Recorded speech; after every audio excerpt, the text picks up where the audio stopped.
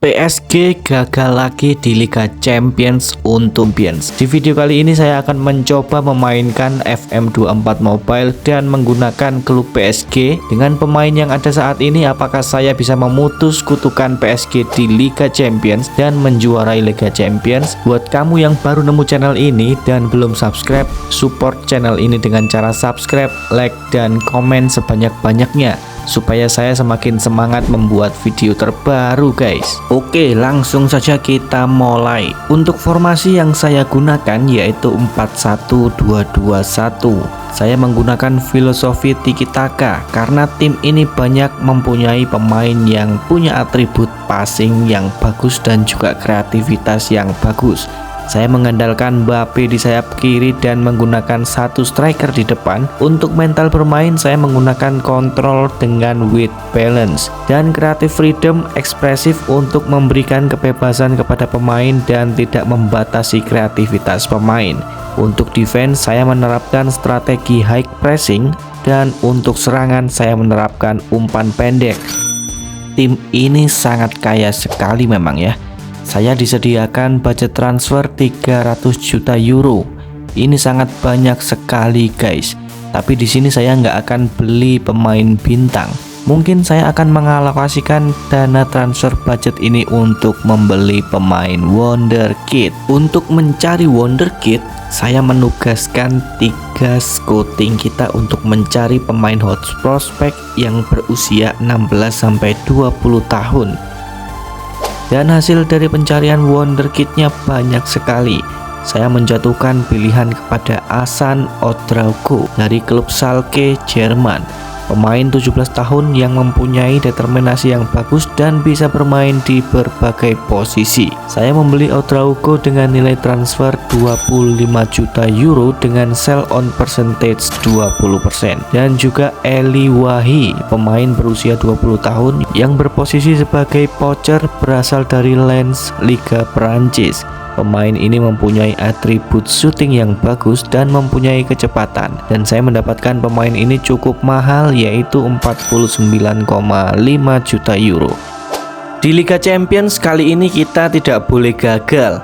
Drawing Liga Champions kita ada di grup yang cukup mudah. Kita satu grup dengan MU, Lazio, dan juga Celtic. Dan Dortmund ada di grup B bersama dengan Sevilla, Marseille, dan Galatasaray.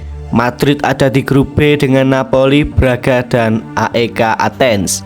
Di laga pertama UCL kita bertandang ke Old Trafford. Di Mister Gawang kita percayakan kepada Donnarumma dan saya menaruh harapan besar kepada Mbappe untuk bisa menang di laga ini. Pertandingan baru berjalan 10 menit tapi sayangnya di sini Mbappe mengalami cedera, guys. Ini sangat disayangkan sekali.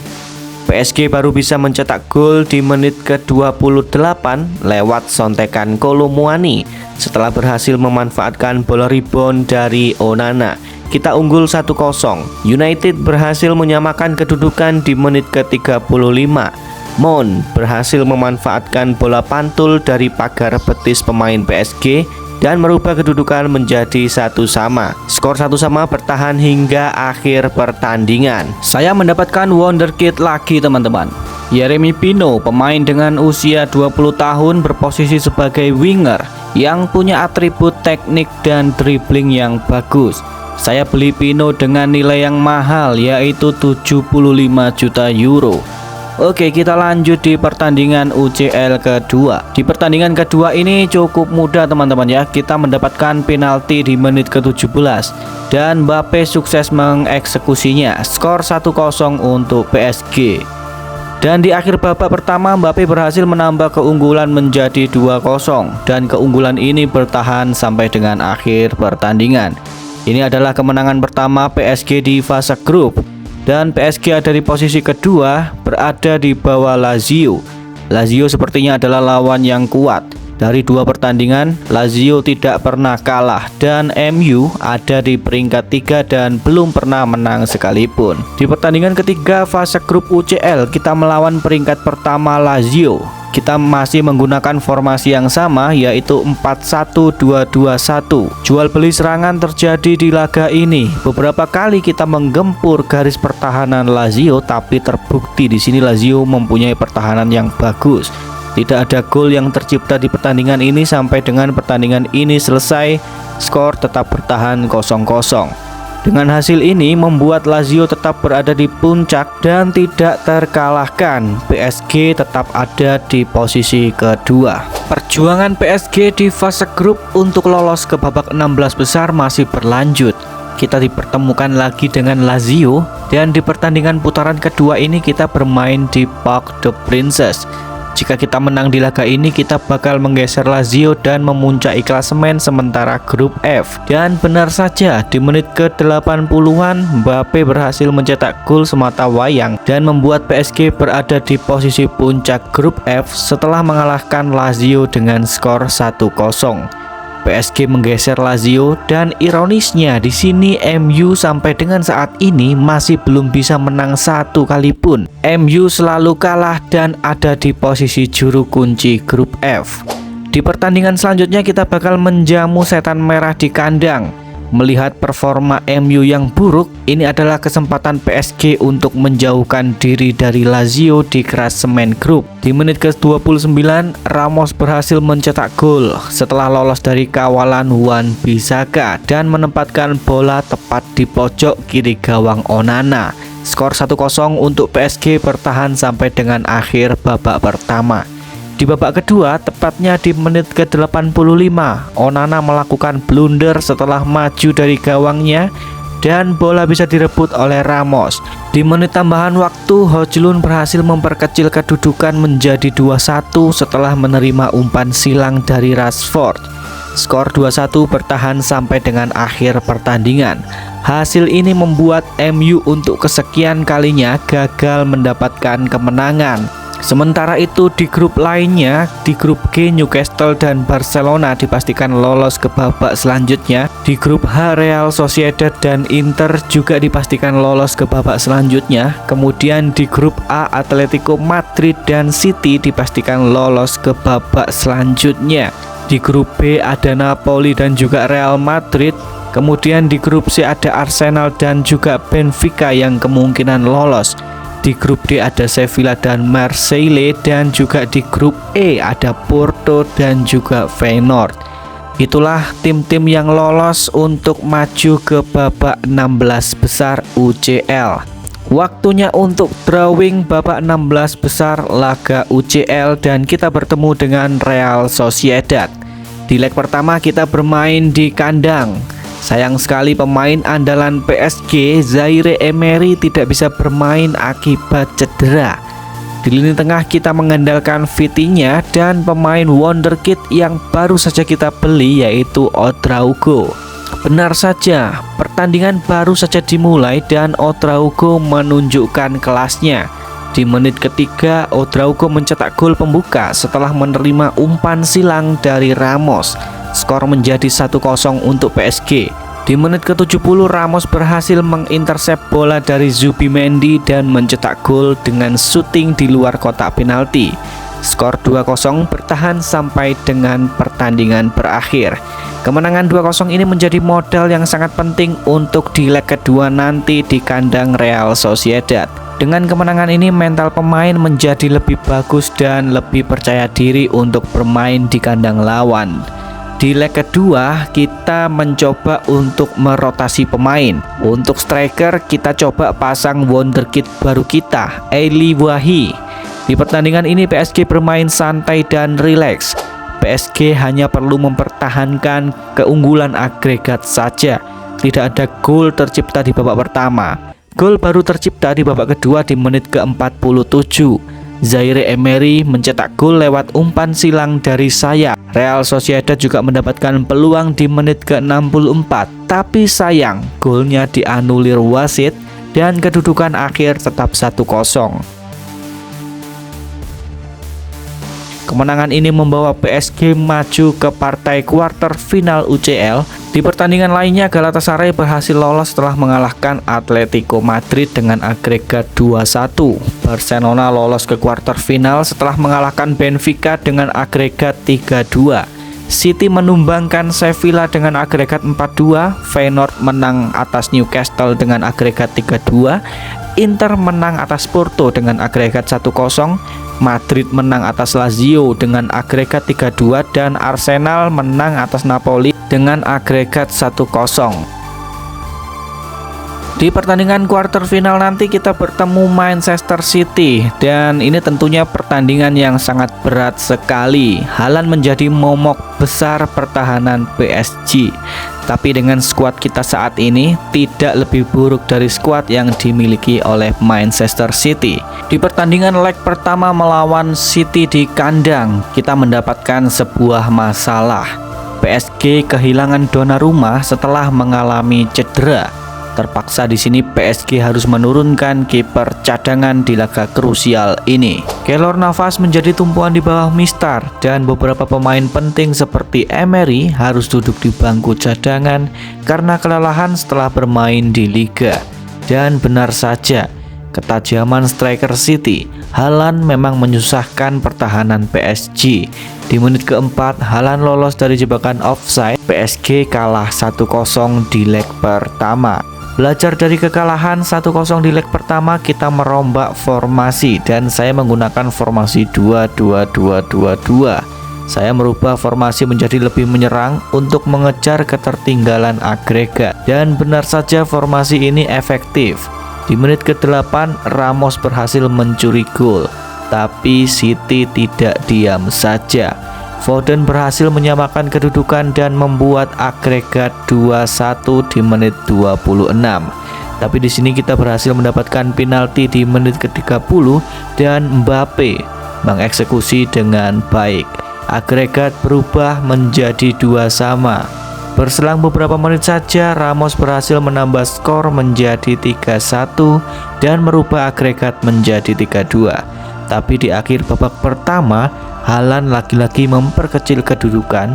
Di akhir babak pertama, skor agregat imbang 3-3. Di babak kedua, PSG terus menyerang pertahanan City dan hasilnya di menit ke-65, Ramos berhasil mencetak gol lagi.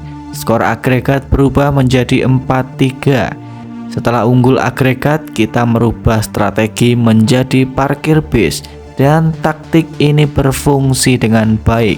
Kita mengalahkan City di leg kedua dengan skor agregat 4-3. Masalah baru muncul setelah Mbappe mengalami cedera. Mbappe dipastikan tidak bisa bermain di laga semifinal melawan Arsenal. Di leg pertama melawan Arsenal, PSG menjalani laga tanpa Mbappe. Peran Mbappe digantikan oleh wonderkid baru kita, Pino. Di pertandingan melawan Arsenal, kita tetap menggunakan formasi yang sama saat melawan City. Kita mencoba untuk menyerang di leg pertama untuk mencetak gol sebanyak-banyaknya di leg pertama. PSG baru bisa unggul di menit ke-26 setelah Kolo Muani mencetak gol dari umpan terobosan dari Dembele. Gol kedua tercipta setelah Ramos melakukan soloran dari tengah lapangan dan merubah skor menjadi 2-0 di menit 30. Arsenal sempat memperkecil kedudukan melalui Saka di menit-menit akhir babak pertama.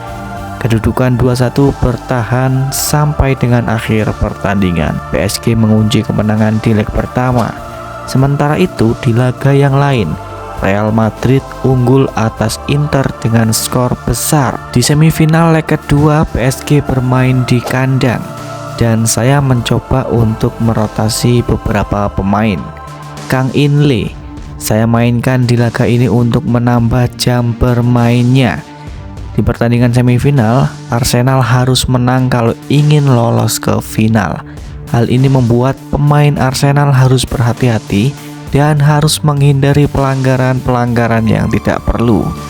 Tapi di menit ke-30, bek dari Arsenal melakukan pelanggaran di kotak penalti. PSG mendapatkan kesempatan dan Mendes berhasil mengeksekusi penalti dengan baik. Agregat menjadi 3-1 di babak pertama ini. Dan di babak kedua PSG terus menggempur pertahanan Arsenal dan hasilnya di menit ke-59 Ramos berhasil menambah keunggulan agregat menjadi 4-1. Ramos menambah golnya dan merubah skor menjadi 3-0 di menit ke-75.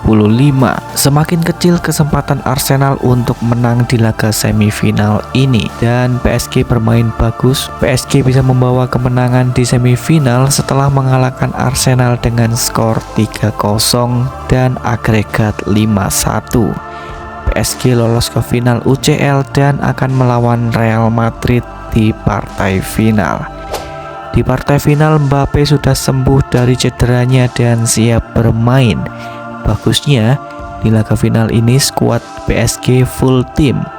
Donnarumma ada di bawah Mistar, Marquinhos dan Skriniar ada di back, Hakimi dan Mendes ada di full back, Vitinha dan Emery di tengah, Mbappe dan Dembele di sayap, Kolo Muani dan Ramos ada di striker. Melihat skuad ini, rasanya PSG bisa juara UCL untuk di musim ini. Pertandingan baru saja dimulai, PSG mendapatkan peluang dan sayangnya gol Kolo Muani harus dianulir oleh wasit. Ramos baru bisa mencetak gol di menit ke-37 setelah memanfaatkan umpan dari Vitinha. Di menit ke-61, Eder Militao melanggar Hakimi di kotak penalti dan Mbappe melakukan eksekusi penalti dengan sangat tenang dan merubah keunggulan menjadi 2-0. Keunggulan ini bertahan hingga pertandingan selesai dan akhirnya PSG bisa juara UCL untuk pertama kalinya. Penghargaan pemain muda terbaik di Liga Champions diberikan kepada Gonzalo Ramos dan pemain terbaik jatuh kepada Mbappe. Top skor di Liga Champions juga dimenangkan oleh Mbappe dengan 18 golnya.